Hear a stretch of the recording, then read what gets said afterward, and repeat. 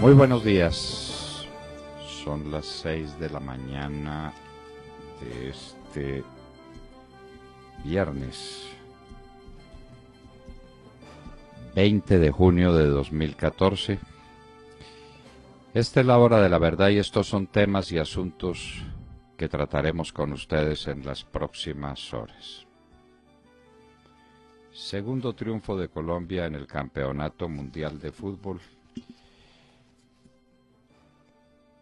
Y todo se debió, en buena hora, al cambio que hizo el técnico para poner en la cancha probablemente al mejor jugador del equipo, a Juan Fernando Quintero. Se había obstinado Pekerman en no poner este jugador y le cambió la cara al partido y conseguimos una victoria. La parte negra de la historia es que hemos tenido también unas celebraciones desmedidas, violentas, que nos hacen preguntar qué está pasando con la sociedad colombiana. Esto no puede ser. Volado el oleoducto Caño Limón Coveñas en el Tarra, norte de Santander. Otra vez vuelve el ELN o las FARC. ¿Qué importa? Eso es la misma cosa. Eso es la misma cosa. A destruir nuestras riquezas naturales, a envenenar las aguas de los ríos, a producir daños enormes en la producción petrolera del país. Entonces, ¿en qué estamos? ¿Esta es la paz del doctor Santos? ¿Es eso lo que se ha conseguido después de 3 años de tener a estos hombres en La Habana y de estar conversando con el ELN? Eso es la misma cosa. FARC y ELN es la misma cosa. El futuro del Partido Conservador. Hoy hablaremos con la doctora Marta Lucía Ramírez. Las bases conservadoras hablaron, y hablaron de qué manera elocuente. Pero parece que no es posible que entiendan algunos de los mermelados cuál es el destino del Partido Conservador y cuáles son sus puntos de vista frente a la política. Argentina y Venezuela son dos ejemplos del socialismo del siglo XXI que no hay que imitar definitivamente. Argentina está al borde de un default. Venezuela lo está de hecho. Ayer nos lo contaba Alberto Schlesinger Vélez. La situación es dramática en ambas naciones.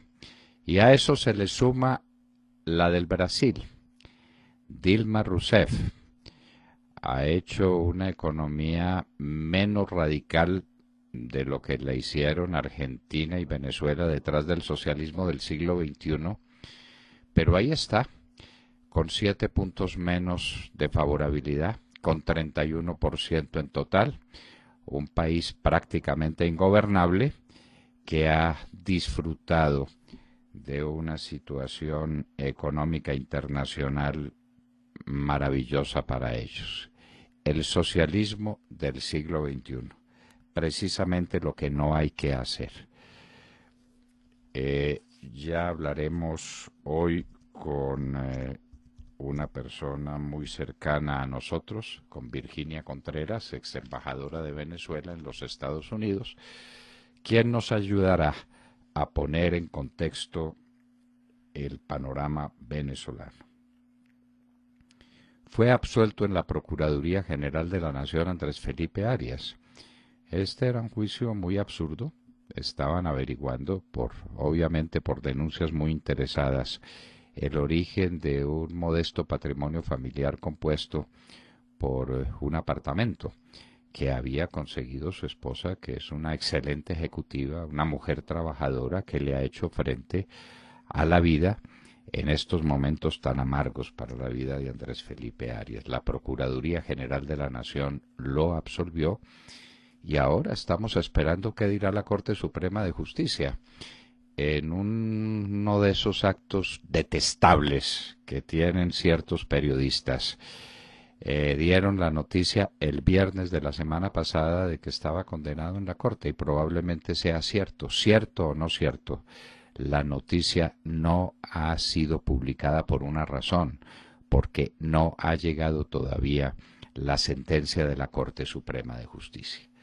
Pero hay periodistas que gozan afectando los derechos de los demás, que no tienen medida ética de ninguna especie para dar noticias que no están confirmadas con tal de hacer daño y de sacar el triste provecho de rating que se puede sacar torciendo la verdad de esta manera.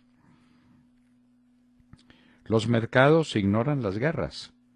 Como si nada pasara, los mercados están tranquilos.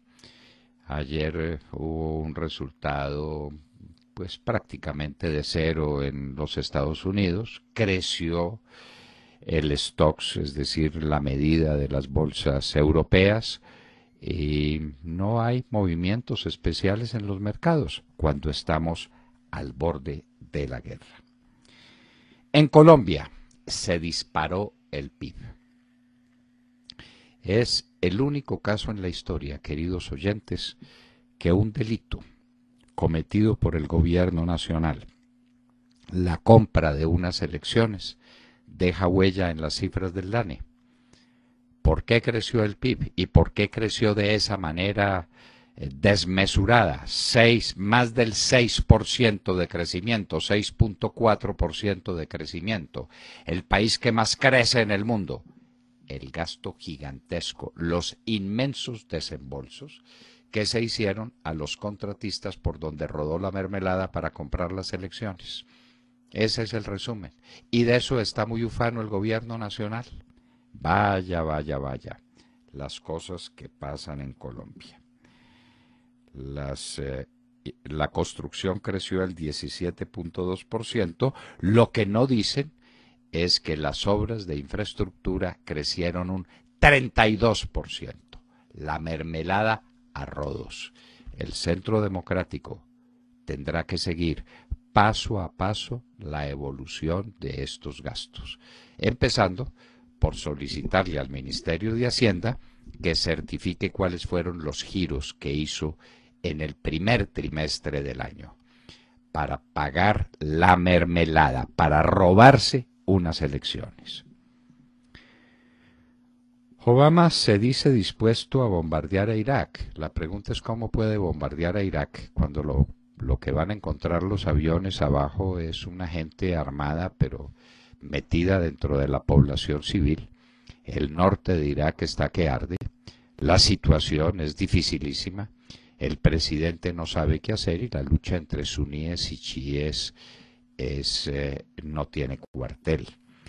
Pero todo parece indicar que los daños que harán los rebeldes serán inmensos. Se espera que en las próximas horas haya definiciones muy graves sobre lo que pasará sobre las gigantescas instalaciones petroleras de Irak, uno de los grandes productores de petróleo del mundo. El ministro de Agricultura insiste en que no hay que pagarle más subsidios al agro, el señor Lizarralde. Entonces, ¿en qué quedamos? Cuando el campo tiene que pagar el contrasubsidio, que es la revaluación del peso que producen el gobierno y el Banco de la República, estimulando al alza las tasas de interés y produciendo una economía que atrae los capitales golondrinas y que incita, obliga prácticamente a los inversionistas colombianos, a las firmas colombianas, a endeudarse en el exterior. Esas son las causas de la revaluación del peso que tienen que pagar los campesinos. Pero ahora Lizarralde dice que no hay que pagarle subsidios a los campesinos. Esto lo dice después de las elecciones. No lo quiso decir antes. Así fueron los fraudes electorales ya aprobados. Estaremos con la doctora Viviana Manrique, ex viceministra del Interior y de Justicia, quien nos contará en qué consisten las 133 denuncias que ya se pusieron. Pero esto es apenas el comienzo. Anunciamos y ratificamos que el Centro Democrático no tendrá descanso hasta que no le cuente a todos los colombianos cómo fueron las elecciones del pasado 15 de junio y cómo fue el más colosal fraude que se ha cometido en la historia electoral del país. Nos vamos para Europa Oriental. Allá en Ucrania, los prorrusos que son especialmente fuertes en la parte este de Ucrania, le piden ayuda a Rusia. Le dice, estamos perdiendo y si usted no nos da ayuda militar, nos van a derrotar. ¿Qué hará Rusia? ¿Intervendrá? ¿No intervendrá? ¿Ya le cortó el gas a Ucrania? ¿Qué se sigue ahora? Y todo en manos de un hombre como el presidente Obama.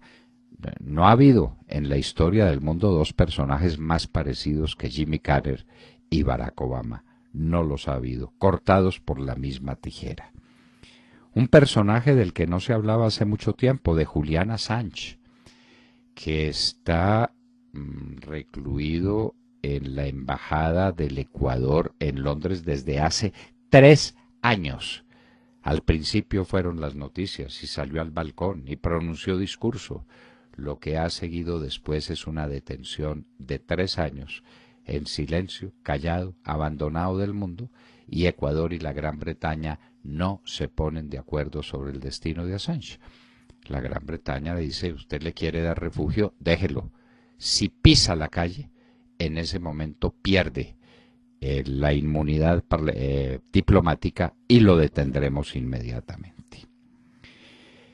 En Venezuela, es una noticia que parece por ahí perdida en el mundo, pero que tiene mucho que ver con lo que está pasando en ese país. Asesinaron a un ciudadano alemán en un hotel de 5 estrellas, acababa de llegar, y por robarle lo cogieron a tiros y lo mataron, ahí, en las puertas del hotel.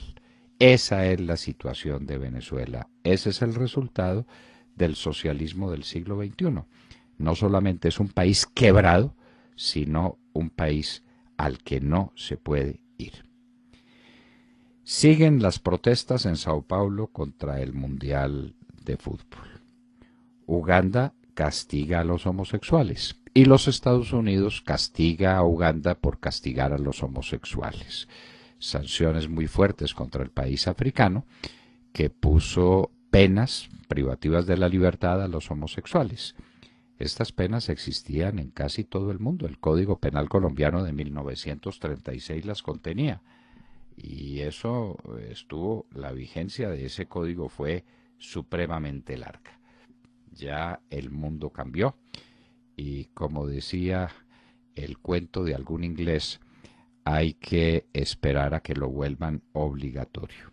Y Hoy en la Historia, seguiremos la historia de los Felipes. Ayer contamos la historia muy difícil de Felipe el Hermoso, que pudo reinar tan poco tiempo en España.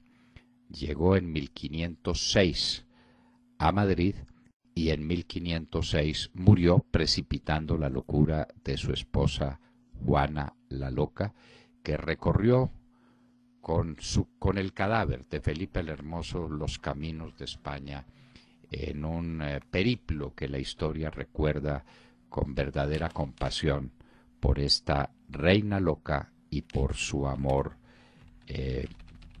frustrado.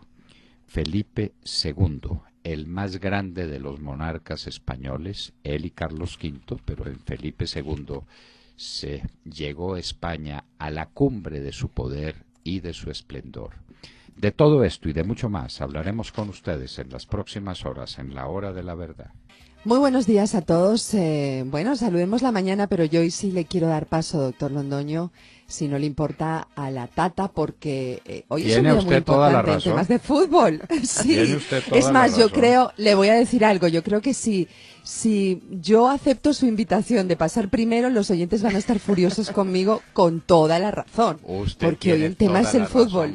Sí. Eso es culpa mía porque la Tata está aquí con nosotros. La costumbre. La noticia del día, sí, la costumbre. Me dejé llevar por la costumbre y no y no vi a la Tata. Bueno, claro que la vi porque aquí está al lado nuestro. Pero la Tata tiene la gran noticia del día. Tata, adelante. Hola, muy buenos días, doctor Londoño, amigos oyentes. La selección Colombia de fútbol clasificó ayer a los octavos de final del Mundial de Brasil. El triunfo 2-1 a Costa de Marfil, sumado al empate 0-0 entre Japón y Grecia, significó la clasificación de nuestra selección a la segunda ronda de la Copa del Mundo. 2 partidos jugados, 2 ganados, 5 goles anotados, 1 solo recibido. Un equipazo que ha superado la baja traumática de Falcao García. Pero ¿cuál fue la clave del triunfo ayer sobre Costa de Marfil? Nada más ni nada menos que un jugador que nosotros desde un comienzo dijimos hay que ponerlo. Juan Fernando Quintero. Entró en el minuto 53, revolucionó el encuentro, cambió el partido y además anotó gol en su debut en un mundial de fútbol. ¿Y qué tal? Cuando estuvo a punto de bañar al arquero marfileño con un tiro de larga distancia. Quintero. Ese hubiera sido el gol de todos los mundiales. No, eso sí. Y eso, mire, eso no lo hacen sino los grandes jugadores de fútbol. Lo vio lejos de su arco y le tiró el balón y pues tan estuvo cerca que el portero cuando cayó dentro de la portería. El balón quedó afuera y es el balón el que tiene que traspasar la línea de gol para que se marque el gol. Pero casi hace semejante gol. Cambió la historia del partido, Tata. Sí, señor. En el minuto 53 cambió el partido. El triunfo de Colombia se le debe a Juan Fernando Quintero. Impresionante cómo le dio vuelco a ese partido que estaba empatado 0-0, que James Rodríguez anotó el primer gol en el minuto 64, Quintero en el minuto 70. ¿Qué tal ese golazo de Juan Fernando Quintero? Golazo, y no podemos golazo le cambió la pierna al arquero. Sí. Tenía para patear con la derecha y entonces el arquero hizo gesto para tirarse a la derecha y se la cambió a la izquierda y se la metió por debajo del cuerpo. Eso no lo hacen sino los jugadores de verdad, grandes, de verdad buenos. Ojalá este muchacho, me parece que puede estar un poquito pasado de kilos, me parece. Pero tiene todas las condiciones, que es muy bajo de estatura, pues bajo de estatura también era Maradona. Eso sí, y Messi, por eso sí no se preocupen. No podemos dejar de hablar de James Rodríguez, nuevamente fue figura en el partido de Colombia, un golazo de cabeza en el minuto 64. Sí, qué crack. Sí. ¿Y qué tal Mario Alberto Yepes? Qué entrega, qué valentía, qué guerrero.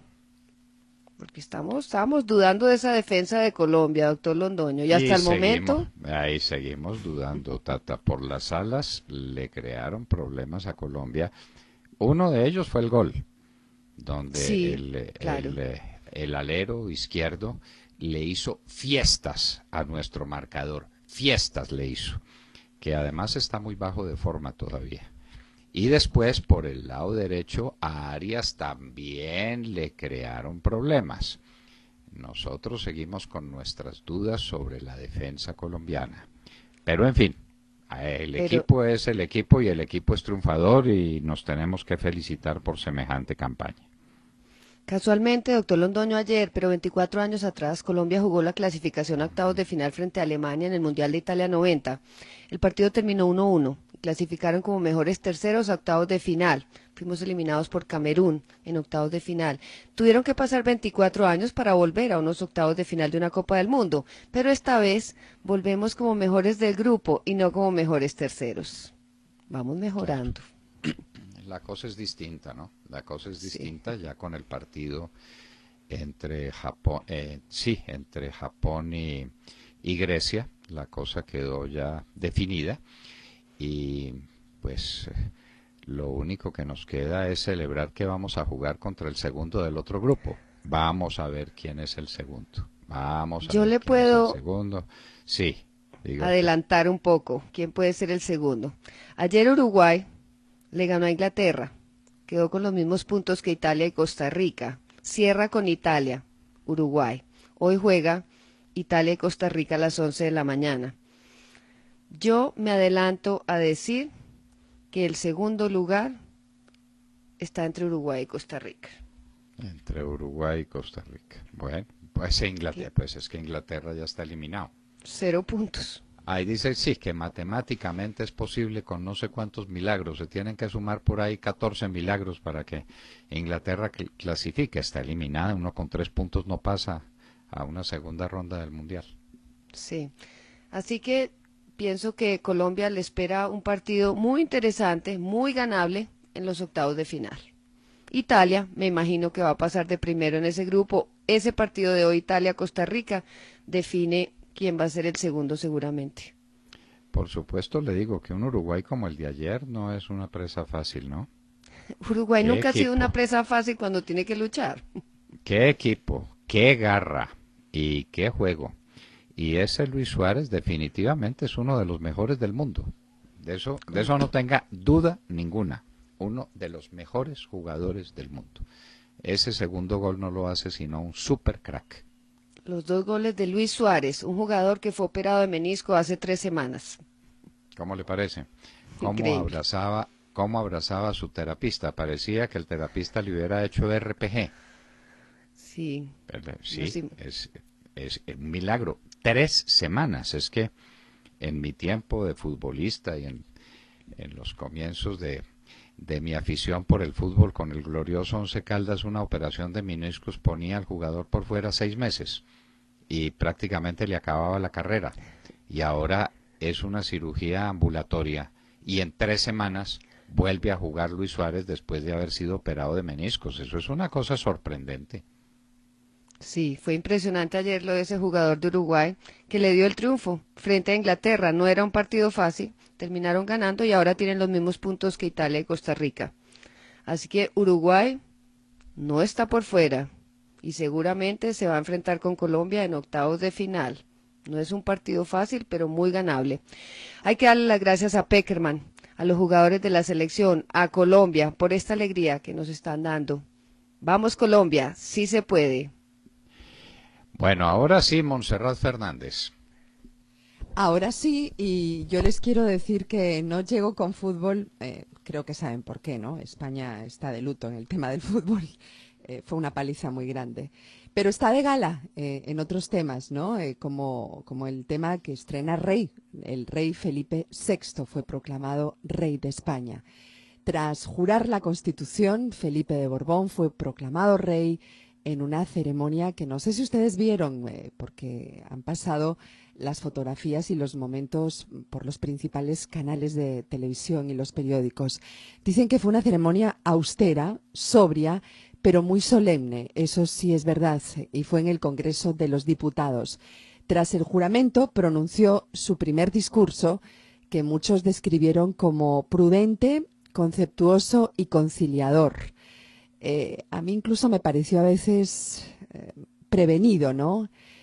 Porque hizo alusión a las comunidades autónomas, por ejemplo. Prometió respeto a sus autonomías, pero insistió en que España debe ser una. Un mensaje que a los catalanes y a los vascos independentistas pues no les debió gustar mucho, ¿no? Bueno, y a los gallegos, porque también ahora hay una parte de Galicia que también quiere ser independiente. En su discurso también habló de la necesidad de buscar la cercanía con los ciudadanos y saber ganarse continuamente su aprecio, su respeto y su confianza. Habló también de tener una conducta íntegra, honesta y transparente, alusión que muchos sentimos que hacía referencia a los últimos escándalos de la monarquía española, que como saben ustedes van desde la cacería del rey y sus compañías extramaritales al escándalo del yerno, el esposo de su hija Cristina, quien por cierto no estuvo presente. En definitiva, el rey Felipe VI ofreció una monarquía renovada para un tiempo nuevo, acompañado por la primera reina plebeya, la primera en España, a la que tampoco quieren los nobles, pero tanto admira el pueblo. Le esperan grandes retos a los nuevos reyes de un país que no vive sus mejores momentos, para ser sinceros. No solo vive una de las peores crisis económicas de su historia, sino que también hay una división interna que viene de las ansias independentistas de algunas comunidades y también la decepción futbolística, no crean, eso influye también, eso influye en el ánimo de los españoles. Pero a pesar de todo, hubo ovaciones y vivas para una monarquía a la que le tocó aplicar ese refrán o esa muletilla que dice renovarse o morir. Vamos a ver cómo se desarrollará esa monarquía para este nuevo rey. Uno de los escritores modernos españoles más simpáticos y más prolíficos y más reveladores de la España de su tiempo es sin duda Fernando Vizcaíno Casas. ¿Usted sí. recuerda cómo llamaba Fernando Vizcaíno Casas las autonomías? No, ¿cómo las llamaba? Las autonosuyas. Suyas. Un hombre, le recomendamos los libros de Fernando Vizcaíno Casas, que está perfectamente vigente. Empezó con un libro famoso que se llamó Al tercer año resucitó, hablando de Franco, como si Franco hubiera resucitado 3 años después, lo que hubiera pasado. Y después siguió con una cantidad de libros maravillosos: La boda del señor cura, Niñas al salón, de camisa nueva, chaqueta vieja, la letra que la que de cambio no era una parodia a la letra de cambio. Maravilloso Fernando Vizcaíno Casas. No hay libro malo de Fernando Vizcaíno Casas. Y tenía un humor, pero era un escritor perfectamente serio, con un sentido del humor prodigioso. Y a las autonomías les decía las autonosuyas. Y por supuesto se veía que era un franquista, pero un franquista moderado y un demócrata sincero. Bueno, tenemos rey, tenemos reina, una reina plebeya. Me encanta esa mujer. Me encanta. A mí también, aunque a los nobles no les gusta mucho, le quiero contar, la nobleza no la quiere por ser plebeya, pero es guapísima, y me parece que le vino a poner un punto de glamour a esa monarquía tan trasnochada, ¿o no? Creo que por lo menos cubre páginas de Lola, ¿no? Sí. Como ni usted ni yo somos nobles, nos podemos dar el lujo, Montserrat, nos podemos dar el lujo de estar fascinados con Leticia, con su porte, con su talante, con su manera de ser, con su señorío. Es una mujer maravillosa, Leticia, la nueva reina de los españoles. Y pues que no hablemos mucho tampoco de noblezas, Montserrat, porque si uno se va arriba por las corrientes de la sangre, hay las cosas que se encuentran entre los nobles. De modo que, eso es verdad. Sí. De modo que, como alguien dijera, deje así y no averigüe tanto. Sergio Gel. Doctor Londoño, muy buenos días. Pues pasamos a hablar ahora de Su Majestad Perfetti, el hombre del DANE, porque ayer se conoció la cifra de crecimiento del primer trimestre del año. El PIB creció 6,4%, una cifra inesperada, verdaderamente inesperada. Los analistas, con todo y la mermelada que se ha venido, digamos, de la mermelada de la que se ha venido hablando, pues nunca apuntaron a una cifra mayor al 5,7% en lo que yo estuve revisando. Pues lo cierto, doctor Londoño, es que ahora sale el DANE a confirmar con esta cifra que lo que hubo en el primer trimestre del año fue mermelada y a chorros.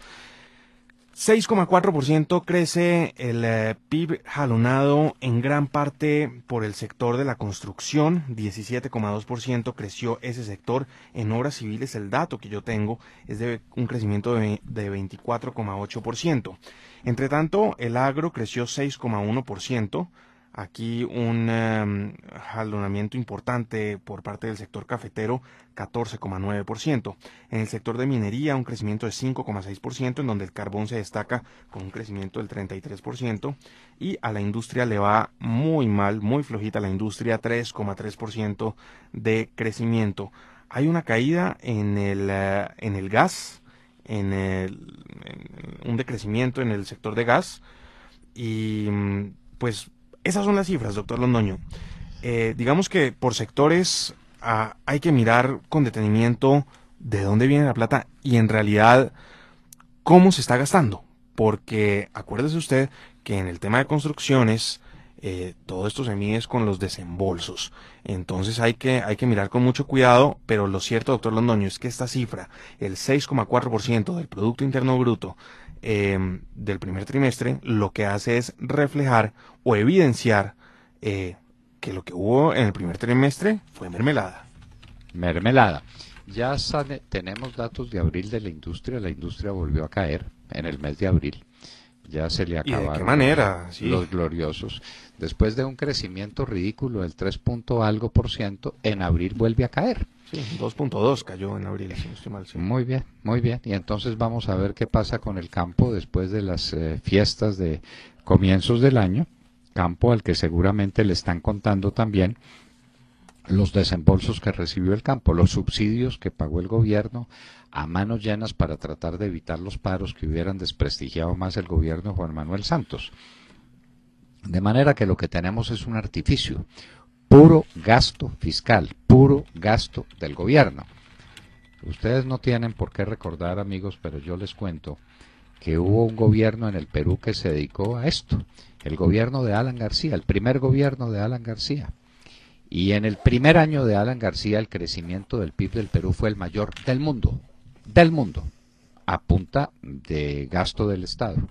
Como eso no puede durar toda la vida, en el segundo año el crecimiento fue de casi cero y en el tercer año una caída vertiginosa que casi tumba a Alan García. Es que esas son las cosas. Vamos a ver cómo se comporta el PIB el resto del año, cuando ya estemos enfrentados a la dura realidad. Y ese gasto, esa mermelada, usted tiene el 24% en obras civiles, la cifra que yo tengo es del 31.9%. No sé si sean distintas fuentes o que mi dato haya sido un dato preliminar y el suyo esté corregido, no tengo idea. Este es el dato del DANE, este es el dato del DANE en obras civiles. Bueno, en todo caso, pues, es una cosa descomunal y habría que ver cuánto, en términos absolutos, cuánto dinero fue eso, el que se le repartió a los contratistas de los ñoños y los musas en todo el país para robarse las elecciones. Esa fue la verdad. Son las únicas elecciones que dejan su huella explícita, perfecta y clara en el crecimiento del PIB y en las cifras del DANE. Entonces, no hay para qué. Ahora tendremos a Viviana Manrique, quien nos hablará del tema del fraude electoral, pero el primero que cuenta cómo fue el fraude fue el doctor Perfetti, desde el DANE. Ahí está el fraude. Ese crecimiento inaudito de la construcción, ese fue el que empujó el PIB, una cosa completamente artificial, y el país va a pagar la factura. Ustedes que me escuchan, sepan que viene una nueva reforma tributaria para pagarle la mermelada al doctor Santos. Estén listos a pagar. Y a los industriales que tanto les gustó el doctor Santos y que estuvieron aplaudiéndolo tanto, aguarden lo que se les viene encima. Alejandro Ramírez. Buenos días a los oyentes de la Hora de la Verdad. La Sala de Justicia y Paz del Tribunal Superior de Bogotá condenó a 8 años de prisión al exjefe paramilitar Ramón María Izaza Arango, alias El Viejo, excomandante de las autodefensas campesinas del Magdalena Medio. Aunque en la sentencia fue condenado a 40 años de prisión y el pago de una multa de 17.000 salarios mínimos por estar en Justicia y Paz, Ramón Izaza fue beneficiado con la pena alternativa de 8 años de prisión, la cual otorga la Ley de Justicia y Paz. Junto a Izaza fueron beneficiados Walter Ochoa Guisao, alias El Gurre, Luis Eduardo Zuluaga Arcila, alias Maguiber, Oliverio Izaza Gómez, alias Terror, y John Freddy Gallo Bedoya, alias El Pájaro. La Fiscalía Nacional Especializada de Justicia Transicional registra alrededor de 1.083 víctimas de alias El Viejo y otros 26 desmovilizados de su grupo en 620 hechos, 237 casos de violencia y 19 masacres. La Fiscalía le había imputado cargos por los delitos de homicidio agravado, homicidio en persona protegida, desaparición y desplazamientos forzados, acceso carnal violento en persona protegida, entre otros actos de barbarie. En los compromisos de la Ley de Justicia y Paz, los paramilitares pactaron entregar los bienes que consiguieron durante su carrera criminal, contar toda la verdad de sus hechos, ingresar a un proceso de resocialización, reparar a las víctimas, no volver a los sitios de influencia y no volver a delinquir. Iniciativas como Reconciliación Colombia, que articula la empresa privada, organizaciones sociales, gobiernos locales y regionales, tienen el fin de contribuir a la generación de opciones de vida, dejando en el pasado estos hechos delictivos. Doctor Londoño, se calcula que antes de diciembre, 442 ex jefes paramilitares saldrán de las cárceles, luego de haber sido beneficiados con la pena alternativa de 8 años en la Ley de Justicia y Paz. Muchos dirán que es muy poco, y tienen razón, pero fue el precio de la paz. Se entregaron unos 40.000, me parece, paramilitares, llamados paramilitares, muy mal llamados así, que estaban con las armas en la mano, y eso le dio al país unos niveles de tranquilidad que no había tenido antes. Fue una gran tarea. Muchos volvieron a las BACRIM, muchos será el 10% de ese número, si acaso, que no creemos, o el 5%. Los otros volvieron a la vida civil. El país consiguió la paz. Se dirá que muy poca pena. Bueno, ¿y qué tal con los de las FARC, que no son peores que el viejo? Ninguno mejores que el viejo. Márquez no es mejor que el viejo. Y la propuesta para Márquez es no solamente perdonarle todo, sino traerlo al Congreso. Entonces, miren ustedes, porque Ramón Isaza está por salir libre. Sígale las huellas al momento en que empieza a cumplir la pena, y creemos que ya tiene pena cumplida, Alejandro. Así está es. Por ahí, o está por ahí muy cerquita. Está muy cerca de terminar su pena, doctor Londoño. Si es que no la terminó ya. Echemos ese vistazo. Pero ¿qué tal la propuesta con las FARC? La propuesta con las FARC es que no pagan ni un día de cárcel, ni uno solo. Y dicen, no habrá impunidad, de ninguna manera habrá impunidad. A ver, ¿por qué no dice, doctor Santos, con claridad, no con estilo de jugador de póker? ¿Los mete a la cárcel? ¿Usted se compromete a meter a la cárcel a Timochenko si hay un acuerdo de paz? Que lo diga, y si lo va a meter entre 5 y 8 años, pues perfecto. Ya el país aceptó que eso se hiciera así con los paramilitares, lo puede aceptar con las FARC. Lo que no acepta es que se traiga a Timochenko para el Congreso y a Márquez para el Ministerio de Defensa. No, tal vez es demasiado. Bueno, estas eran las noticias de la mañana. Y, por Dios, y se nos quedaba Jessica López, ¿no? No, pero sí yo no tengo problema, vamos con la invitada, después podemos tratar los asuntos internacionales, porque me parece una falta de respeto dejar esperando a nuestros invitados, entonces si le parece, vamos con ella. Vamos con Marta Lucía Ramírez, la ex candidata a la presidencia de la República y la jefe del debate de Oscar Iván Zuluaga, que contribuyó a que el país pusiera 7 millones de votos limpios, libres, plenos en las urnas por un candidato que ofrecía cambiar la historia del país y su tendencia a la disolución y al caos. En un minuto, Marta Lucía Ramírez estará con nosotros en la Hora de la Verdad.